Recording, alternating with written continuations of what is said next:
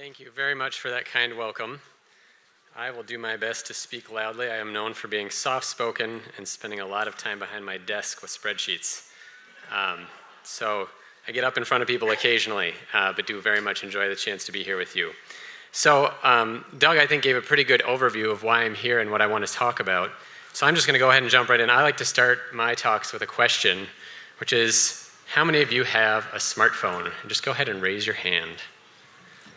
You can see they're pretty ubiquitous. Hold on to that idea that you and most of the folks around you have one. It's going to be important as we go through this conversation.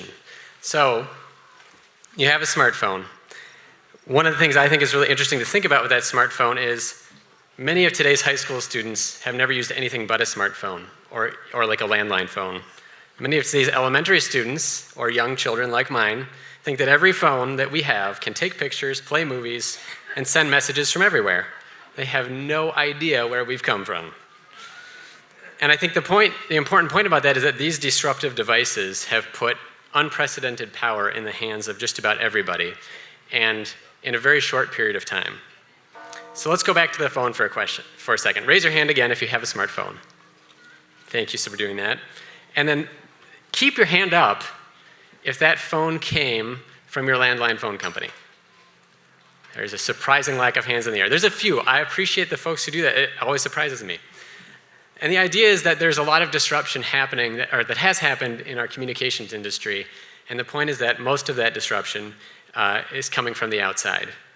And that same kind of disruption, whether it's smartphones or solar or energy storage or electric vehicles, is rapidly changing the way that we get our electricity. And of course, just like with smartphones and mobile phones and telecommunications, it's a change that ought to feel familiar. The threat of mobile phones to landline phone companies, after all, is being mirrored in the energy business. And in much the same way, people talk about cord cutters in the phone industry, people who no longer have landline phones. And as I'm going to talk about later, that's going to become more and more real for our electric companies, is that people will have the potential to be cord cutters. So it has big implications. It has big implications for the monopoly companies that control our electric grid, but also for our chance to change who's in charge of that grid.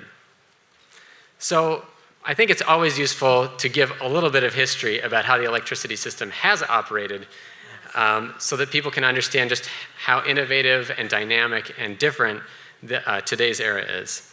So utilities have been very staid and secure. They have relied for decades on burning fossil fuels or splitting atoms to generate heat, to boil water, to generate steam, to move that along to steam turbines, losing a fair amount of it along the way, to turn those turbines to generate electricity. And in almost every case, being bigger meant being more efficient.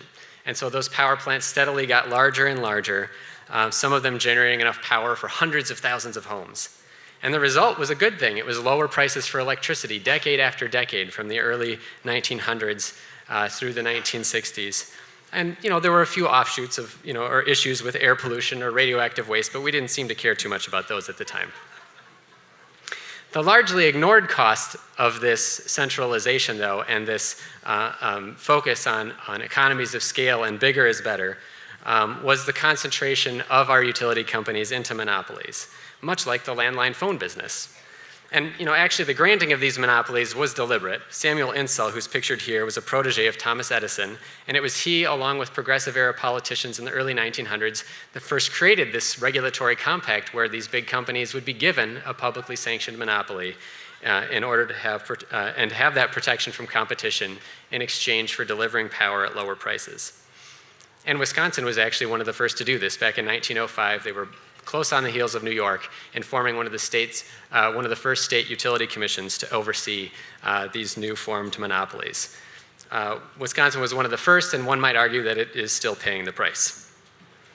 So a secondary cost of this reliance on the bigger is better mantra, on centralizing the capital needed to build these big power plants, was the slowing of technological innovation.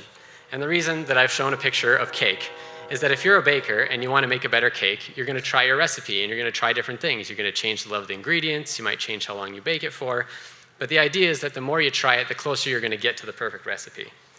And in recent years, electricity demand has stagnated, but not only that, the larger and larger our power plants get, the fewer we need to build in order to meet our demand, In other words, we've slowed even the incremental improvement in our existing fossil fuel or nuclear power generation technology.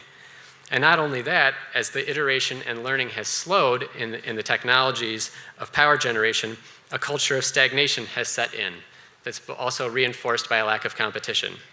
So this is an anecdote I had. I was giving a talk in Tucson, Arizona a couple of years ago, and unbeknownst to me in the audience was a representative of Tucson Electric Power, and he was given the floor after I spoke to, I guess, respond to some of the points that I had made about the cost effectiveness of distributed renewable energy. He didn't end up actually doing that, but what he did say was that the culture of the utility was not to be the innovator, to do the interesting things, to take advantage of the disruptive and new technologies, that what they came to work to do each day was what they did the day before. And I think that's an important thing to keep in mind here, is that it's not that utilities don't necessarily want an opportunity to do something different. It is that they may have a culture that is incompatible with doing something different. So let's talk a little bit about what a different era we are in today in terms of an electricity system from that time when simply building bigger power plants to meet ever-increasing demand was able to bring in the return of lower-cost energy. For one, we're able to use things like smiley faces on our electric bills to incent people to reduce their demand. We're seeing as much as 1% to 3% reduction in energy consumption just by giving people a comparison to their neighbors, by using smiley faces or frowny faces to tell them whether or not they are in fact an efficient user of electricity. We're using old technologies like radio control combined with air conditioners to reduce power demand on peak energy use days. Northern States Power, or Xcel Energy of Minnesota, has successfully networked enough residential air conditioners to save 330 megawatts of demand, equal to a medium-sized gas power plant. So these kinds of technological, or these kinds of changes in the system are fundamentally changing the way that utilities have operated for decades. And it's also changing the entire nature of the system that has been, as always, about energy growth. So I'm going to go for a question here. You get a little quiz, which is, when did electricity sales peak nationwide? And I'll run through each of these, and you can just raise your hand for whichever one you think it is. So was it in 2013 was the last time that we saw electricity sales growth? Or at 2010? It's a smart energy crowd. 2007? And then 2005? And how many for earlier than that? The answer is it was in 2007. So it's been almost a decade since nationally we've seen any growth in electricity sales. And this is unprecedented. Electricity demand was growing by 10% per year back in the 1950s and 60s. And it started to slow in the 70s, and it's come to a complete standstill after the so-called big recession. So we're fundamentally changing the nature of the electricity business already, just in terms of reducing the amount that we're consuming. We're also changing the nature of how we produce energy. So another question for you. When is the last year that fossil fuel technologies provided more than 60% of new power plant capacity? So we build new power plants every year. We have to replace old ones that are now defunct. Sometimes we're building to meet new peak energy needs. Sometimes we're doing it in compliance with energy laws. So when is the last year that fossil fuels provided more than 60% of new capacity? And you have the same choices as you had in the last one. 2013, anybody? 2010? 2007? 2005? How many think it was earlier than 2005? It is a renewable energy crowd, of course. The answer is 2005. I'm still amazed by this, that in the last decade, the majority of our new power plant capacity is coming from renewable energy.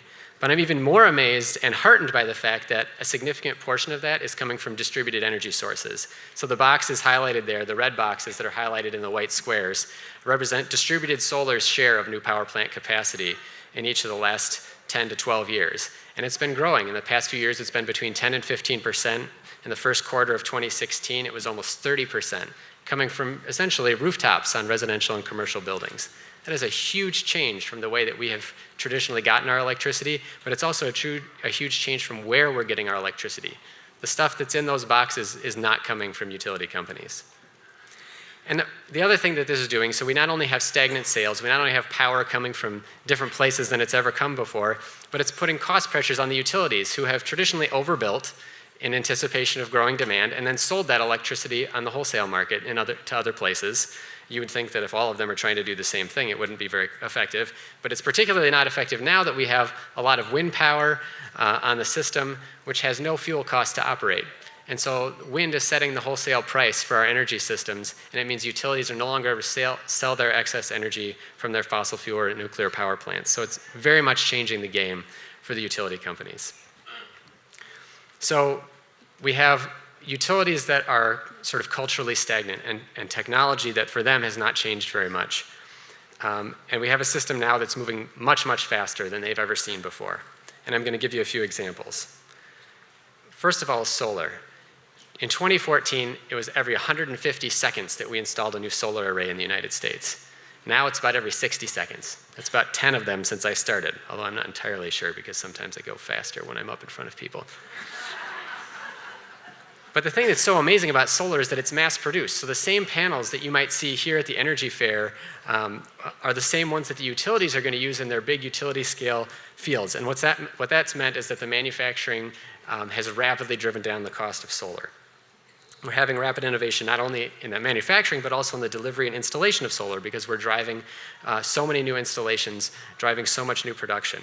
And of course, that's rapidly driving down the cost. Many of you are probably familiar with a chart like this showing in the bars the rising installed capacity of solar in this country, and in the green line, the rapidly falling cost.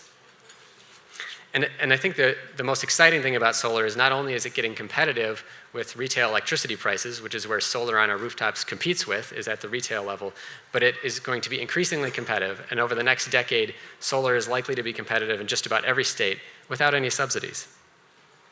It's not just solar, though, that's getting cheaper quickly. It's energy storage. We're using batteries in all sorts of things: laptops, smartphones, watches, electric vehicles. And the more and more that we build of them, the cheaper they're going to get. I'm sure some of you have heard of Elon Musk's Tesla company and his Gigafactory in Nevada, which is slated to almost double worldwide production of battery technology. It's going to result in significantly cheaper energy storage.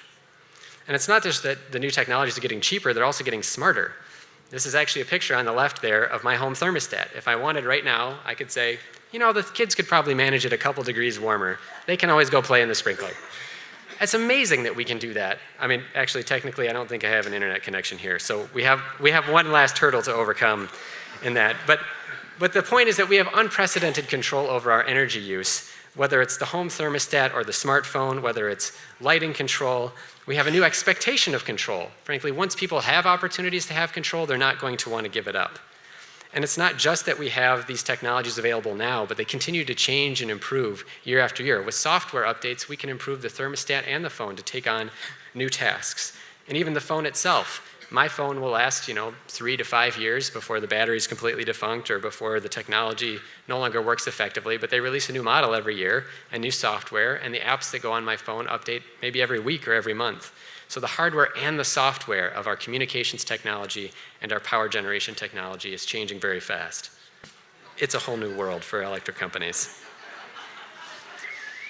And the point is that the energy market has already started to change, and I have a couple of stories about that. One of them is a small town of Minster, Ohio, population 3,000. It's got a municipal utility, and they set out to build some solar. There was a renewable energy law in Ohio, as there is in most states. And then something happened. Some monopoly utility companies thought that we shouldn't have a renewable energy law anymore, and they got the politicians to agree to pause, as they call it, that renewable energy law. And it meant that this town's plans for a solar array were in jeopardy because they weren't sure that they could make the economics of it work. And then a developer came to them and said, why don't you put a battery on it? And I'm sure at first they were confused because they thought batteries are expensive. There's no way that this could work. But as it turns out, with solar with a battery means that they can more easily manage, as a utility company, the purchases of energy from the wholesale market, which means that when energy is really expensive, they don't have to buy it because they can use the battery and the solar to avoid that. And second of all, that a battery, in some markets anyway, at least in Ohio, can be used to sell services to the greater grid, regulating voltage and frequency, some of the things that are sort of generically called power quality, and that batteries happen to be just about the best technology available. So it means that not only was the town able to build its solar array, which now provides about 10% of their electricity on an annual basis, but they're able to sell those services to the greater grid to manage their peak energy purchases. In other words, they're making money by doing this, and no thanks to the monopoly utility companies. Another state is talked about a lot in the way that the market is changing. People talk about a postcard from the energy future in Hawaii, where 15% of households have already installed solar, because it was cheaper for them than buying all that energy from the electric utility. Now, the utilities weren't too pleased about this, and recently they were successful at pushing the Utilities Commission to end net metering, to end the bill credit mechanism that allowed most of these people to affordably pay back their investment in solar. And yet again, the market responded with SolarCity saying, we'll sell you not only a solar panel, but a battery to go with it. And so you are now going to be able to get electricity from the sun and your battery and still beat the grid prices of the monopoly utility company. And the point here is that Hawaii is not an outlier in this, that in the next decade or two, this opportunity, this economic opportunity, is going to be available everywhere.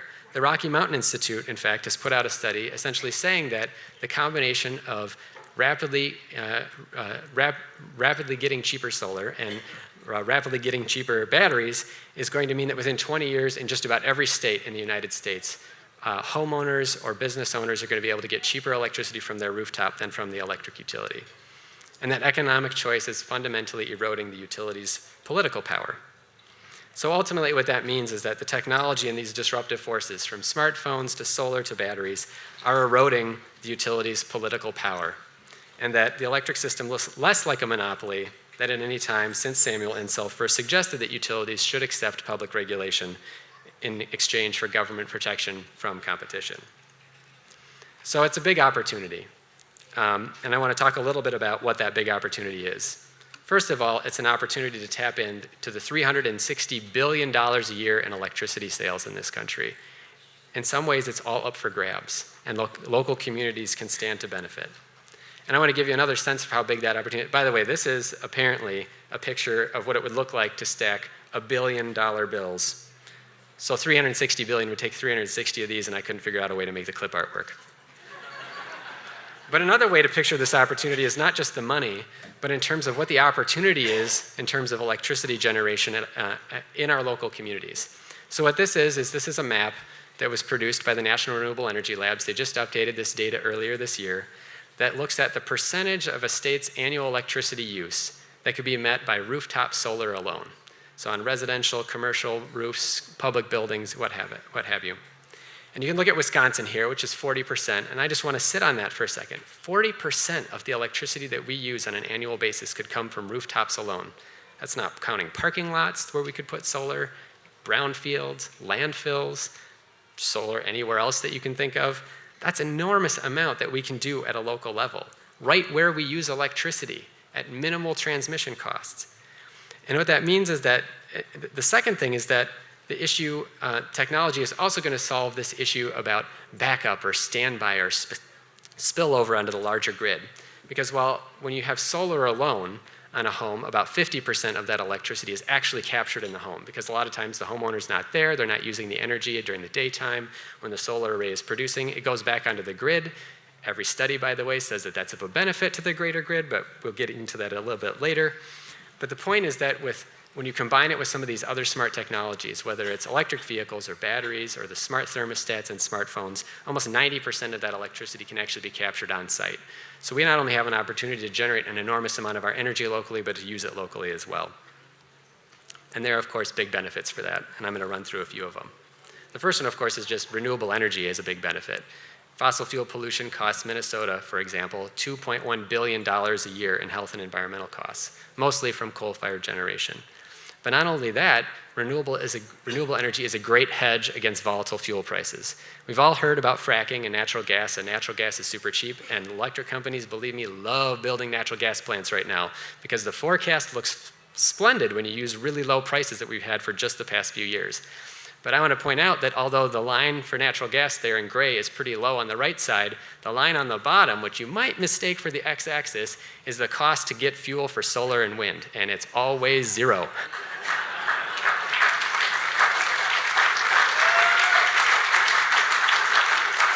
I should point out two things about that. One is that that risk of the cost of fuel is always borne by the electric customer. It is a pass-through from the electric company. So of course they don't care what the price is right now. All they have to do is be able to squeak that past the utility commission. The second thing about why this is important, though, is that this is when we are making good policy to encourage distributed generation, like the value of solar rule that we got in Minnesota. hedging on the fuel costs for natural gas was a key component of that and one of the biggest elements of savings that solar can promise to the grid. Because if you go out and you try on the open market to get a contract for natural gas for 25 years, you simply can't get one. No one's willing to guarantee the price that long. So renewable energy has a lot of benefits, which I'm sure everyone is aware of.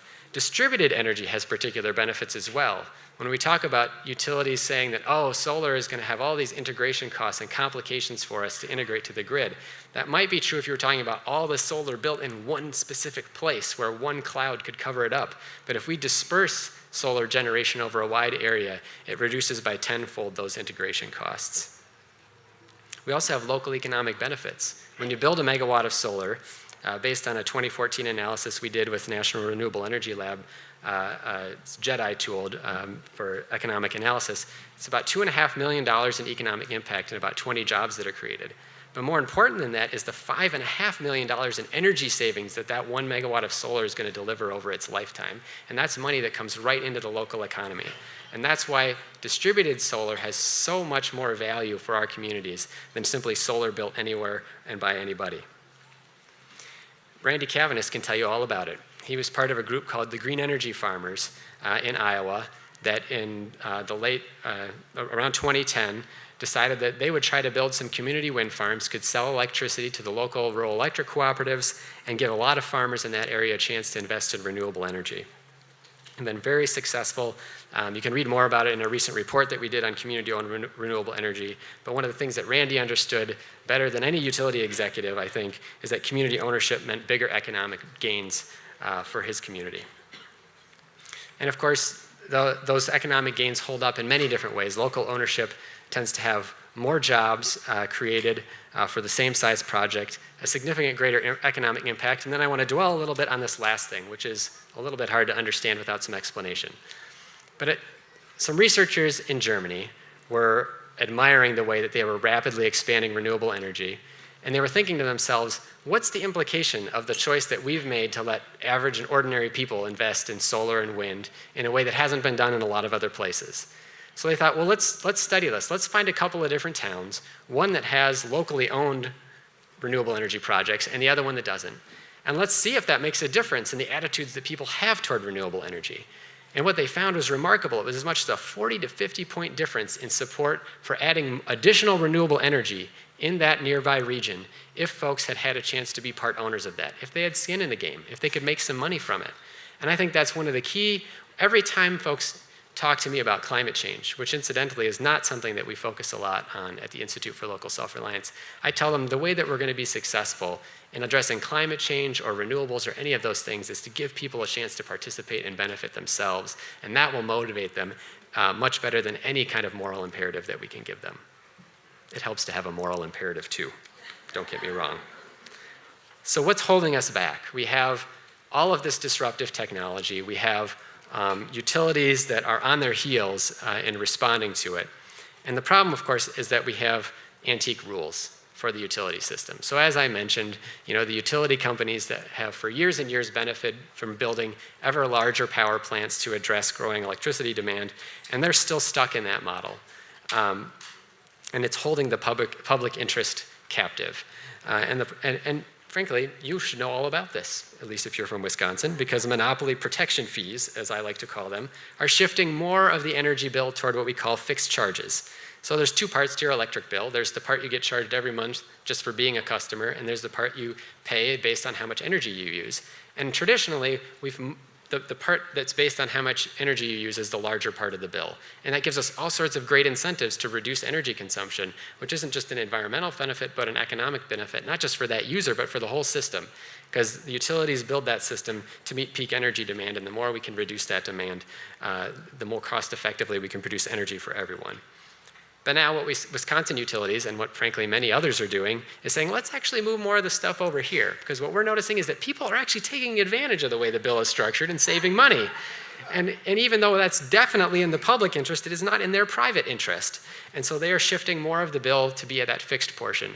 And that means not only have we got the wrong incentives for the way that we use energy, but we also have low-income ratepayers, folks on fixed incomes who no longer have any ability to control their energy consumption and energy use.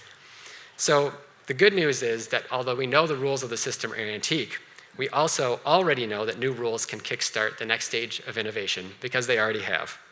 So here's a question for you. This is a smart audience, I can tell, because you answered the questions before so well. So what are some of the policies that we've already had that have shifted our utility system toward the things that we want to see, the things that we have in our public interest, whether that's clean energy or energy efficiency? What are the policies that we've had? Go ahead and shout them out. Investment tax credit, yep. Net metering, renewable energy standards, feed-in tariffs, energy efficiency standards, all of these things. And I'll go through each one here. Net metering, 41 states and the District of Columbia still have net metering laws that give you a bill credit for reducing your energy consumption. These have been around since the mid-1980s and have given a whole bunch of incentive to people to shift toward generating their own energy. And now that it is, of course, now that it's becoming more cost effective, the utility companies don't like it so much. But at any rate, it's a policy that has been very successful at shifting the way that we look at this. We have renewable energy standards in about 30 states that have required utility companies to align their interest in the public interest by building renewables, and generally speaking, doing it for much cheaper than they thought they could. And you can see here that, of course, we had a rush toward renewable energy standards in the 2000s. We have energy efficiency standards pointing out to utilities that the cheapest kilowatt hour we can get is the one that we don't use. And again, a very popular idea in the 2000s, pushing a lot of utilities to find more cost-effective energy. And of course, we've also had policies specifically targeting solar and other distributed renewable energy resources, because we've recognized that all utilities and state legislators have recognized that even though utilities have retained legal monopolies on power supply, they no longer have a technological monopoly on power generation. So what we really need are some new rules. We have these rules and we have used these rules, but part of the problem with these rules is that every time we've wanted to pass them or defend them, we are fighting the same political and economic monopolies as we've had before. So what are the rules that we need for the 21st century grid system, and how can we design those rules in a way that will start to undermine the political opposition that we face every single time we want to do something in the public interest? One of those things is what I like to call the grid as a commons. I apologize for the crappy clip art, but it's pretty hard to find a good image of this, unfortunately. And the grid as a commons concept is something that we ought to be familiar with. We use it in a couple of different ways. For the internet, for example, in fact, there was just a court case, or court decision in this past week that upheld the idea that the internet, or net neutrality, should be upheld and that everybody should have free and undiscriminatory access to the internet. I wish it was free, actually. I mean, the people who I pay to get my internet access are certainly not free. But we also have a road network that can be used by all sorts of different companies, whether that's FedEx or UPS or DHL or the US Postal Service. And the road network is paid for by everybody and offers undiscriminatory access for everyone. And how can a commons like this help? Well, for example, if we have Consolidated Edison, which is the investor-owned utility serving New York City and much of the rest of that area of New York State. They recently went to the Public Service Commission in the past year or two and said, we got to upgrade this substation serving New York City. It's going to cost $1 billion in order to meet the growth in peak energy demand. And the Regulatory Commission in New York, which I'm going to talk a little bit more about in a minute, has been going through this process of evaluating this grid as a commons concept. And what they said to Con Ed was, we actually want you to go out in the market and see if you can find a cheaper way to meet that same demand. That we need to take advantage of the fact that lots of people can bring resources to bear on the grid.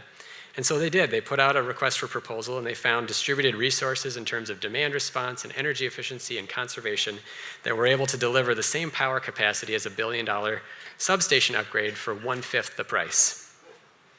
So there is a huge opportunity to find different ways of meeting the same needs for the electricity system if we're willing to look outside the traditional participants.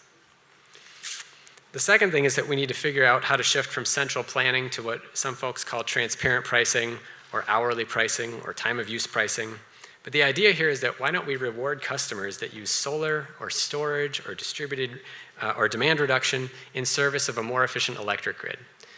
The entire utility system for 100 years had been built for that 5-minute time period in August on a hot summer sunny afternoon when everybody's running their air conditioners. And about 30% of the capacity that we built that for, or maybe 40%, doesn't ever do anything. It's just waiting for that 5 minutes. We can do a lot better than that. And one of the ways that we can do this is with hourly pricing.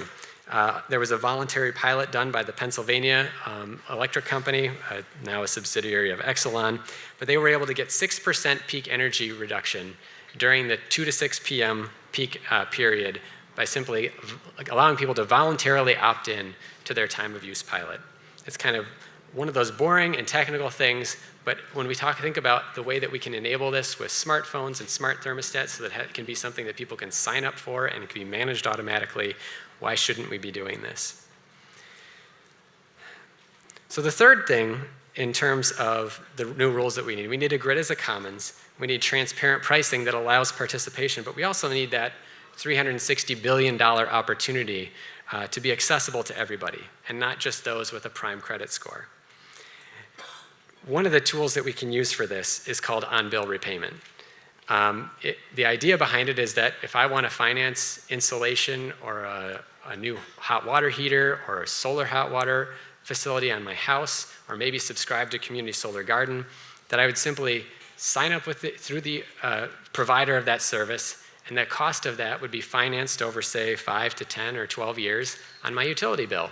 So I would be able to not only see the savings, but the cost in the same place. And generally speaking, most of the programs are run and designed in a way that allows people to have a small amount of energy savings, even when you include the financing cost.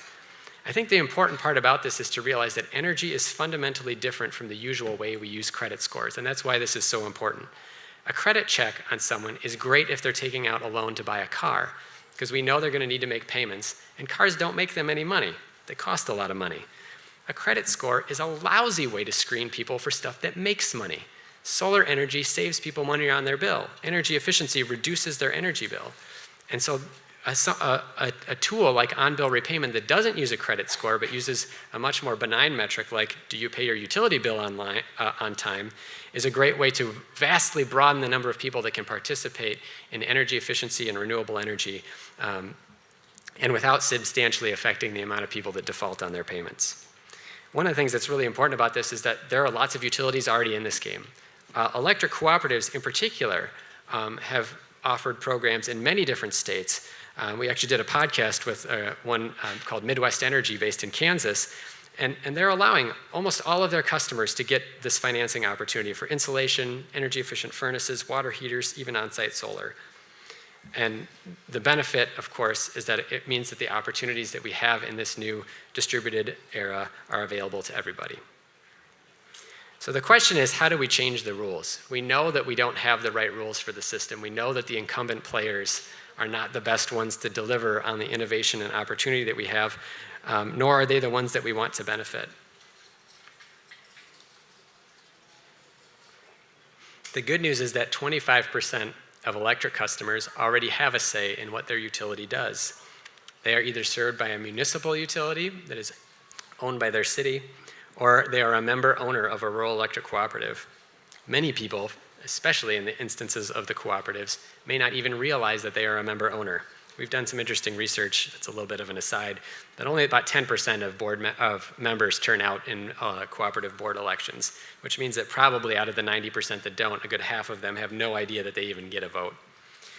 One of the things that's remarkable about this, though, is that some of these locally controlled utilities are doing some of the most innovative things in this era. Farmers Electric Cooperative, for example, a very small cooperative, has about 650 customers based in Iowa, is one of the leading utilities in the entire country in the amount of solar they have per customer. And much of that solar is member owned. They have not been held back by a traditional method of doing things, and they have been open to their members in figuring out ways to help them and to help the utility deliver cost-effective and renewable power. Georgetown, Texas, a municipal utility serving a town of about 100,000, signed contracts a couple of years ago, and starting next year, 100% of the electricity on an annual basis for that city will be served by wind and the sun. So there's an opportunity for 25% of customers out there to take advantage of the fact that they already have some say in their utility's behavior. So what about the 75% that don't? This, I love this magazine cover. If I was savvy enough, I'd figure out it's actually animated, but I can't figure out how to make it work when I'm doing a presentation, so I apologize. And it's pretty funny seeing Warren Buffett try to do this to Elon Musk. The whole point of this magazine cover was to illustrate, and I think perhaps one of the first times that a mainstream business magazine has picked up on this conflict is the tension between the entrepreneurial and innovation and opportunity that we have in the system and the traditional monopoly utility companies. So changing these utilities isn't so straightforward. It's a big fight. As you can see here, Warren Buffett owns a lot of monopoly utility companies. In fact, that's really the secret of his financial success, is investing in monopoly industries and then raising prices. And Elon Musk, of course, started Solar City, one of the first companies and now the largest company to offer solar as a service to make it easier for individuals to put solar on their home as long as they have a good credit score. And in this particular instance, NV Energy, which is owned by Warren Buffett, helped kill fair net metering compensation in Nevada. And it meant that Elon Musk's company, Solar City, and a number of others simply had to exit the market because it was no longer cost effective. And as another illustration, APS and Tucson Electric Power, and I mentioned them before in terms of having a conservative nature, are also taking steps to protect their monopoly by reducing compensation their customers can have from installing solar energy. So what can we do about the incumbent monopolies who have a lot of political power? I actually saw, I think, once that the Florida investor-owned utility companies collectively, but mostly Florida Power and Light, the largest one, have one lobbyist for every 2 legislators in the state legislature in Florida. So it's an uphill battle. But there are some exceptions. Hey, it is going to animate. Fantastic. I'm just going to stand here for a minute and appreciate this. Sorry. I don't remember what month it was. I apologize. It was in the last year. One exception to the rule of monopoly utility behavior is Green Mountain Power. And I think it's really important to talk about them because of how different they are than the traditional investor-owned utility company. So it's an investor-owned utility, which means it has to be responsive to shareholders, just like the other ones. Based in Vermont, it serves about 3/4 of Vermont customers. It's the only electric company in the entire country that has an alternative corporate structure called a benefit corporation, or a B corporation. And that alternative structure means that in addition to creating shareholder value, they are required to pursue greater social goods, as they put it, to become the Ben and Jerry's of the utility world.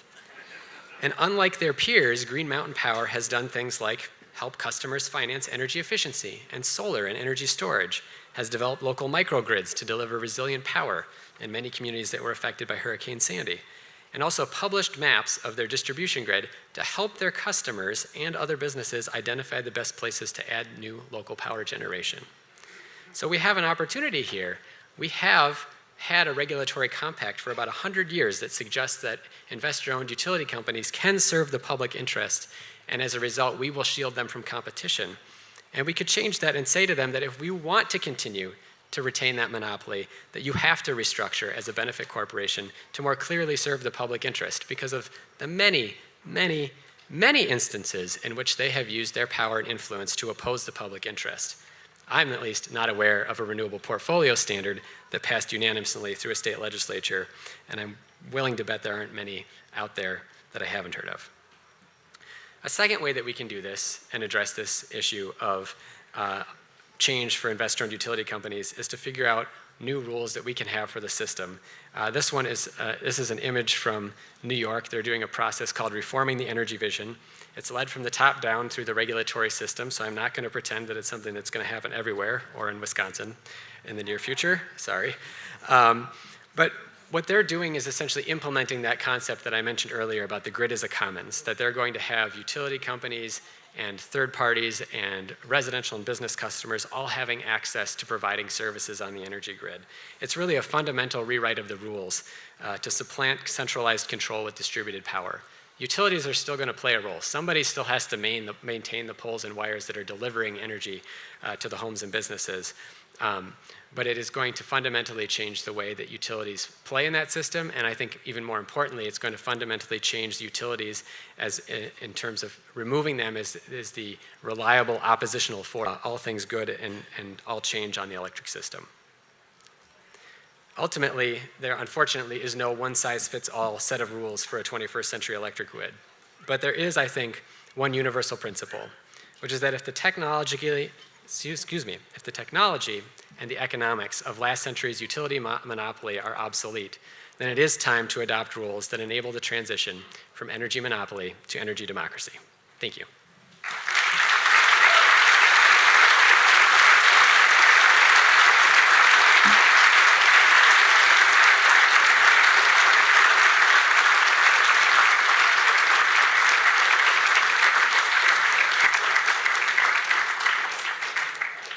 I'm told we have a few minutes for questions. I would be happy to take a few.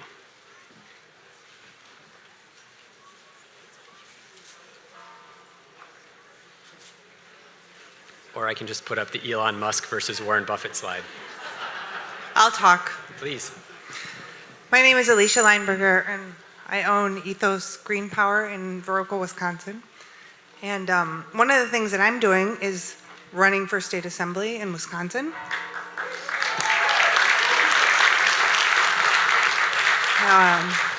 Personally, I think that part of what you're doing, Mr. Farrell, at your institute is about conversations and is about us beginning to have these difficult conversations with people and asking them, is your government serving you currently? And I think most people are going to say no. And I think the answer to that is that we actually have to step up and be the government that we want to have in place, to put these new rules in place. So I just comment on, I guess a little bit more I think would be interesting. I don't know if I missed the first few minutes, but about how the Minnesota legislature specifically, and the Department of Energy and everyone on down made some difficult decisions to put some policies in place that should have lasting impact. I really appreciate the question about Minnesota. It's a story I like to tell because it highlights, I think, exactly what your point was at the beginning. We got the stuff done in Minnesota that we got done because we ran the table and we got a governor, a Democratic governor, and a Democratic legislature. and that happened to be the party that was supportive of the energy change that we thought was important. That governor has now appointed every single one of the Public Utility Commission commissioners, and they are now very supportive of seeing these kinds of changes wrought on the system. And so it wouldn't have happened if people weren't willing to turn out around energy issues and many other issues and support elected officials who are willing to champion these issues. So whether it's you're doing that on your cooperative board or you're doing that for your state legislature, I cannot underline enough how important that is.